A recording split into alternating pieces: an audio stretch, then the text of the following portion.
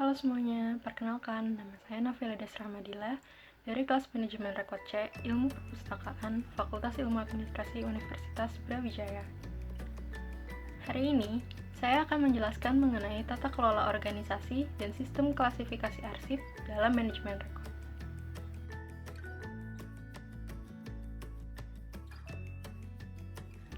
Sebelum kita memulai ke materi utama hari ini, kita harus mengerti dulu apa sih arsip itu. Arsip, kita pasti sudah sering mendengar istilah ini dalam kehidupan sehari-hari. Kita sangat sering bersinggungan dengan arsip. Tapi arsip itu apa ya? Yang selama ini dipikirkan orang-orang biasanya saat mendengar kata arsip adalah kumpulan berkas-berkas berisi informasi. Tidak salah, tapi tidak sepenuhnya benar juga karena tidak semua arsip berbentuk berkas. Arsip sendiri dalam Undang-Undang Nomor 43 Tahun 2009 disebutkan artinya adalah rekaman kegiatan atau peristiwa dalam berbagai bentuk dan media sesuai dengan perkembangan teknologi informasi dan komunikasi yang dibuat dan diterima oleh lembaga negara, pemerintah daerah, lembaga pendidikan, perusahaan, organisasi politik, organisasi kemasyarakatan, dan perorangan dalam pelaksanaan kehidupan bermasyarakat berbangsa dan bernegara. Nah, secara singkat, arsip berarti informasi yang terekam. Ini berarti informasi terekam itu tidak selalu berbentuk dalam bentuk kertas atau berkas-berkas, tapi bisa juga menggunakan media-media lainnya.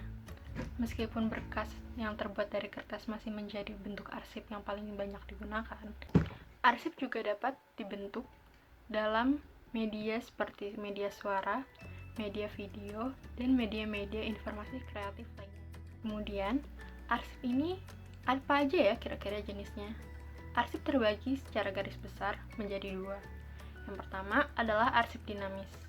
Arsip dinamis adalah arsip yang digunakan secara langsung dalam administrasi negara dan disimpan dalam jangka waktu tertentu dan merupakan bukti transaksi dalam pengelolaan kegiatan.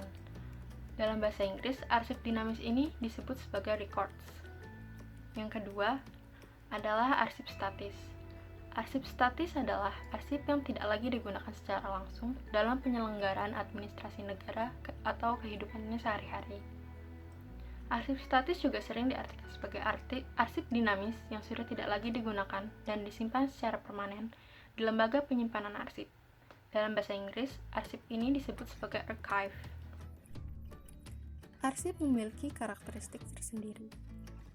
Ada beberapa referensi mengenai karakteristik arsip. Salah satunya, sebagaimana yang tercantum dalam ISO 15498 tentang records management. Dalam ISO ini, disebutkan bahwa sebuah arsip haruslah 1. Autentik atau dapat dibuktikan. 2. Andal atau memiliki konten yang dapat dipercaya karena mempresentasikan transaksi, aktivitas, atau fakta yang terbukti secara lengkap dan akurat. Ketiga, berintegritas. Integritas ini menuju kepada kelengkapan arsip dan fakta bahwa informasi yang ada di dalamnya tidak akan berubah. Keempat, memiliki kegunaan. Arsip yang berguna adalah arsip yang dapat ditemukan kembali. Berikutnya, dalam Undang-Undang Nomor 43 Tahun 2009 tentang kearsipan, disebutkan bahwa karakteristik arsip adalah autentik, terpercaya, utuh, dan dapat digunakan. Records Management Trust and International Council on Archives pada tahun 1999 menyatakan bahwa arsip haruslah statis dalam format, memiliki otoritas, autentik, dan unik. Dari penjelasan ini, dapat kita simpulkan bahwa 3 karakteristik utama arsip adalah 1. Autentik, 2. Berintegritas, 3. Dapat digunakan.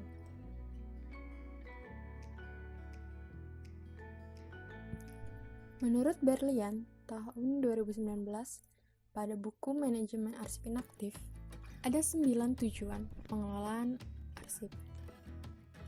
Pertama, penciptaan dan pemeliharaan arsip yang sah dan andal dalam format yang dapat diakses, dimengerti, dan digunakan selama diperlukan untuk mendukung ketentuan bisnis dan akuntabilitas organisasi. Ini berarti arsip harus dirawat dengan baik agar dapat digunakan ketika dibutuhkan oleh organisasi atau perusahaan. Yang kedua, efisiensi dan ekonomis dalam pengelolaan arsip melalui pengurangan duplikasi arsip, penciptaan, dan pemeliharaan hanya untuk arsip yang diperlukan, sistemasi retensi, dan penyusutan, dan sebagainya. Ini berarti arsip dikelola dengan baik dengan tujuan untuk menekan biaya dalam pembuatan arsip selanjutnya. Yang ketiga, meningkatkan akses terhadap arsip dinamis dan statis, meningkatkan pengambilan keputusan, efektivitas penyampaian program dan layanan pemerintah, akuntabilitas dan transparansi pemerintah, serta pelindungan hak-hak warga negara. Yang keempat, pemusnahan arsip yang tidak lagi memiliki nilai guna secara aman. Ini berarti arsip harus dikelola dan dimusnahkan menggunakan prosedur yang sesuai dengan ketetapan agar informasi yang berada di dalamnya tidak disalahgunakan oleh pihak-pihak yang tidak diinginkan. Kelima, identifikasi arsip statis yang memiliki nilai guna sejarah dan budaya yang permanen. Keenam, penyerahan arsip statis ke lembaga kearsipan. 7. Preservasi arsip statis. Kedelapan, penataan arsip statis sesuai dengan prinsip-prinsip kearsipan sehingga dapat melestarikan informasi kontekstualnya. Dan yang terakhir, deskripsi arsip statis sehingga dapat mengungkapkan kontennya kepada pengguna. Agar tujuan-tujuan ini dapat diwujudkan, maka perlu dilakukan hal-hal sebagai berikut. Pertama, memberlakukan dan menerapkan legislasi yang komprehensif untuk mengatur siklus hidup pengelolaan arsip dinamis dan statis, terlepas dari media dan formatnya. Kedua, mengembangkan kebijakan, prosedur, sistem, dan struktur untuk menjamin pemeliharaan program pengelolaan arsip dinamis dan statis yang terpadu. Ketiga, menyiapkan rencana strategis jangka panjang untuk menentukan prioritas dalam program. Keempat, menyediakan sumber daya yang memadai, termasuk staf, gedung, peralatan, dan pendanaan, untuk menjamin implementasi rencana-rencana strategis dan keberlanjutan program. Kelima, memantau dan mengevaluasi program untuk menilai efisiensi dan efektivitas.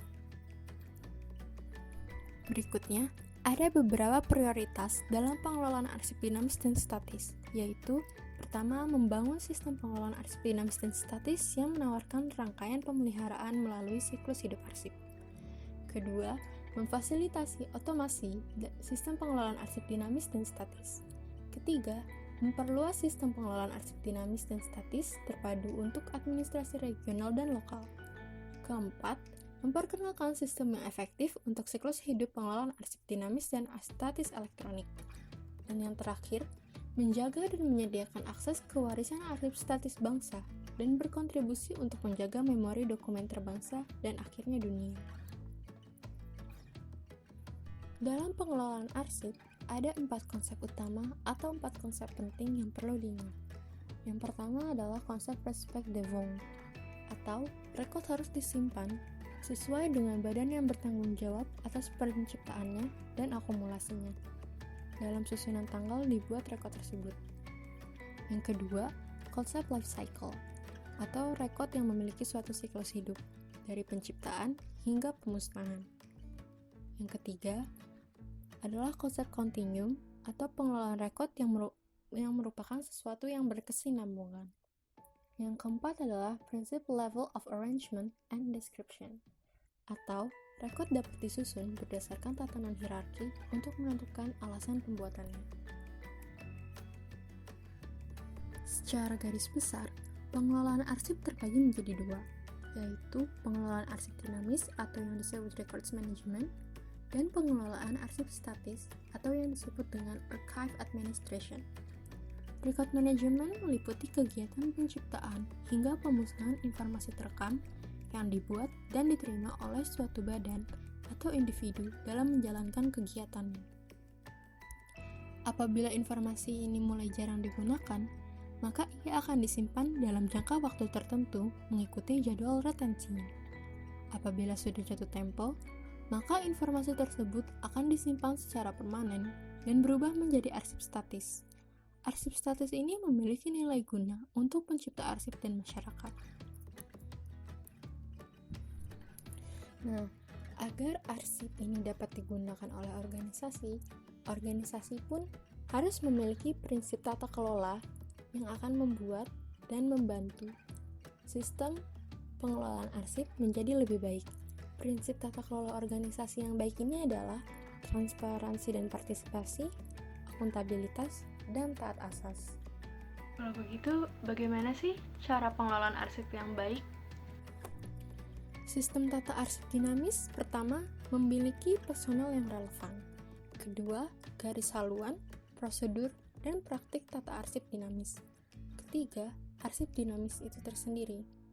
Keempat, sistem arsip dinamis dan informasi yang dikhususkan dan perangkat lunak. Kelima, perangkat keras dan perlengkapan lain termasuk alat tulis kantor. Manfaat dari memiliki sistem arsip yang terpadu sendiri adalah pengembangan program pengelolaan informasi terkoordinasi, menghapus duplikasi pelayanan, meningkatkan aksesibilitas dan penggunaan informasi dan arsip, mengurangi biaya layanan pengelolaan arsip dinamis, dan melestarikan akhir arsip yang bernilai guna sejarah dan penelitian melalui proses pengelolaan arsip yang terencana. Dalam pengelolaan arsip dalam sebuah organisasi, ada 6 tahapan. Yang pertama adalah merestrukturisasi sistem yang sudah ada. Ini berarti kita mengevaluasi sistem dan bila ditemukan ada sesuatu yang tidak pas atau kurang, bisa kita mengubah sistemnya. Kedua, pengorganisasian dan pengendalian arsip. Ketiga, penyediaan dan pengendalian arsip. Keempat, pengelolaan arsip di record center. Kelima, pengelolaan arsip statis. Keenam, pendukung dan pemeliharaan program pengelolaan. Pendukung dan pemeliharaan program pengelolaan ini bisa berupa peningkatan layanan arsip terhadap pemerintah maupun publik, peningkatan pendidikan dan personal arsip, dan pengembangan dan perluasan profesi arsiparis. Terus kalau misalkan kita mau mengelola arsip itu kita harus ngapain aja? Apa hal pertama yang harus kita lakukan? Hal pertama yang harus kita lakukan dalam pengelolaan arsip adalah mengklasifikasi atau mengelompokkan jenis-jenis arsip tersebut. Klasifikasi adalah proses identifikasi kategori atau mengategorikan aktivitas bisnis dan arsip yang dibuat dan mengelompokkannya, jika memungkinkan, ke dalam berkas untuk memfasilitasi deskripsi, kontrol, hubungan, dan penentuan penyusutan serta status akses arsip. Arsip dinamis diklasifikasikan menjadi beberapa bagian. Pertama, arsip dinamis dapat diklasifikasikan menjadi arsip dinamis aktif dan arsip dinamis inaktif. Arsip dinamis aktif adalah arsip yang digunakan lebih dari setidaknya 10 kali dalam satu tahun. Contoh arsip jenis ini adalah berkas milik pegawai atau anggota yang masih bekerja dalam suatu organisasi atau perusahaan, tagihan anggaran yang masih berjalan, hasil korespondensi, dan tugas-tugas yang sedang berlangsung. Sementara, arsip dinamis inaktif adalah arsip yang penggunaannya kurang dari 10 kali dalam setahun. Arsip dinamis inaktif dibagi lagi menjadi arsip dinamis jangka panjang dan arsip dinamis semi-aktif. Penggunaan 3 istilah ini menjadi lebih luas lagi dalam arsip dinamis. Suatu arsip dinamis dapat dikatakan sebagai arsip dinamis semi-aktif jika arsip tersebut digunakan 1 kali setiap bulannya. Arsip dinamis jangka panjang disimpan dengan rentang waktu yang lebih lama dan sesuai dengan jadwal retensinya. Contoh arsip dinamis inaktif adalah berkas milik pegawai atau anggota yang sudah berhenti atau tidak lagi bekerja, tagihan yang telah lunas pada tahun anggaran yang lalu, dan cek pembayaran yang sudah dilunasi. Selanjutnya, arsip dinamis dapat pula diklasifikasikan sebagai arsip dinamis jangka panjang dan arsip dinamis kontemporer. Arsip dinamis jangka panjang adalah arsip yang memiliki nilai historis karena merekam sejarah, kebijakan, dan prosedur-prosedur milik lembaga atau badan korporasi tersebut. Contohnya adalah arsip dinamis vital dan dokumen milik pribadi. Arsip dinamis kontemporer adalah arsip yang tidak lagi memiliki nilai abadi bagi badan korporasi. Arsip ini juga disebut sebagai arsip dinamis transisi dan arsip dinamis transaksional. Contoh arsip yang termasuk arsip dinamis kontemporer adalah bukti dalam korespondensi, permintaan rutin, catatan-catatan untuk aktivitas berjangka pendek, kartu kontrol proyek, dan formulir yang dianggap rutin. Terakhir, arsip dinamis dapat diklasifikasikan sebagai arsip dinamis copy dan arsip dinamis non-copy. Arsip dinamis copy adalah salinan resmi dari suatu arsip dinamis yang disimpan untuk tujuan hukum, operasional, dan historis. Arsip dinamis non-copy adalah arsip dinamis yang tidak dinyatakan ada dalam ruang lingkup arsip dinamis resmi. Berikutnya, sistem klasifikasi arsip. Sistem klasifikasi arsip sendiri dibagi menjadi 3, yaitu sistem klasifikasi menurut abjad, sistem klasifikasi menurut non-abjad, dan sistem klasifikasi campuran. Pertama, sistem klasifikasi abjad. Sistem klasifikasi abjad adalah sistem klasifikasi yang mengatur arsip dinamis secara abjad. Ada 3 hal primer yang digunakan dalam penentuan klasifikasi secara abjad, yaitu menggunakan nama, subjek, dan geografis. Penyusunan menurut nama adalah pemberkasan arsip dinamis yang paling banyak digunakan. Caranya adalah dengan mengurut urutan nama orang, organisasi, badan, dan perusahaan. Pemberkasan jenis ini cocok apabila arsip yang ada tidak berjumlah lebih dari 1000, karena jika lebih dari 1000 akan terasa tidak efisien. Selanjutnya adalah pemberkasan berdasarkan abjad subjek. Pemberkasan ini banyak digunakan oleh badan korporasi juga. Berkas subjek dikenal juga sebagai berkas data, eksekutif, informasi, ataupun topik. Pemilihan kata untuk pemberkasan subjek haruslah ringkas dan mampu mendeskripsikan materi apa yang diwakilkan. Klasifikasi secara geografis adalah klasifikasi yang menggunakan wilayah atau nama tempat. Selanjutnya adalah sistem klasifikasi non-abjad. Sistem ini mengatur arsip secara non-abjad, terbagi menjadi sistem klasifikasi secara numerik, sistem klasifikasi kronologi, dan sistem klasifikasi warna. Sistem klasifikasi numerik arsip diurutkan menggunakan bilangan.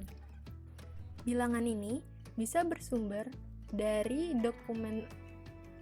bilangan yang sudah ada dalam dokumen tersebut maupun ditambahkan. Apabila bilangan itu berasal dari dokumen, maka rujukannya adalah nomor dari dokumen tersebut. Namun, jika bilangan itu adalah bilangan yang ditambahkan untuk memudahkan penemuan kembali, maka rujukannya adalah nama arsip atau subjeknya. Klasifikasi secara warna. Sistem kronologi menggunakan tanggal dan tahun sebagai pengurut arsip, sementara sistem warna merupakan sistem klasifikasi yang menggunakan sistem klasifikasi lainnya juga, karena penggunaan warna ini biasanya hanya untuk menandakan arsip mana yang sedang dipakai, arsip mana yang membutuhkan tindakan lanjut, dan arsip mana merupakan jenis khusus. Sistem klasifikasi campuran.